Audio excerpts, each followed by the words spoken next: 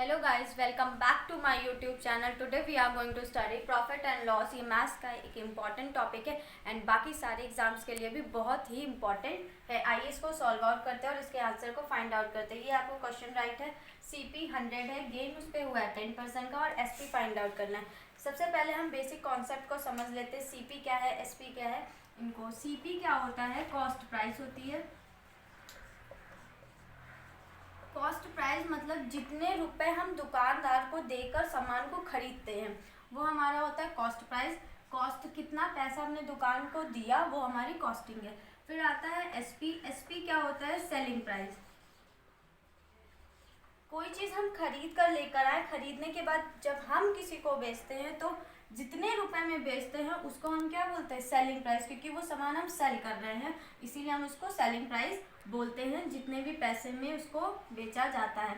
अब हमारा प्रॉफिट कब होता है, अगर हम कोई चीज़ खरीद कर लेकर आए हैं किसी भी अमाउंट में और फिर उसको ज़्यादा पैसे में बेचते हैं तभी हमारा क्या होता है, प्रॉफिट। ये हमारी बेसिक एवरीडे लाइफ से ही अटैच्ड है। अगर हम कोई 5 रुपए की चीज़ लाकर 6 रुपए में उसे किसी और को बेचते हैं तब हमें जाकर उस पर क्या होता है, प्रॉफिट होता है। मीन्स ये अगर सेलिंग प्राइस ज़्यादा होगा CP से तो हमें क्या होगा, प्रॉफिट होगा। सिमिलरली लॉस कब होता है, जब हम खरीद कर कोई चीज़ महंगी लाए और किसी और को सस्ते में बेचते हैं तो हमें क्या होता है, लॉस।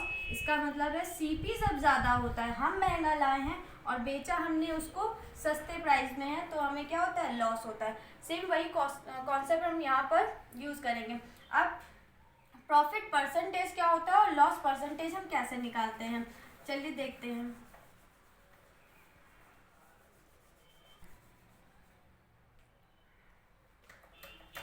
प्रॉफिट परसेंटेज कैसे निकालते हैं। प्रॉफिट परसेंटेज निकालने के लिए सबसे पहले हमें ये पता होना चाहिए कि हमें प्रॉफिट हुआ कितने रुपए का। तो ऊपर आता है हमारा प्रॉफिट ओवर हम 100।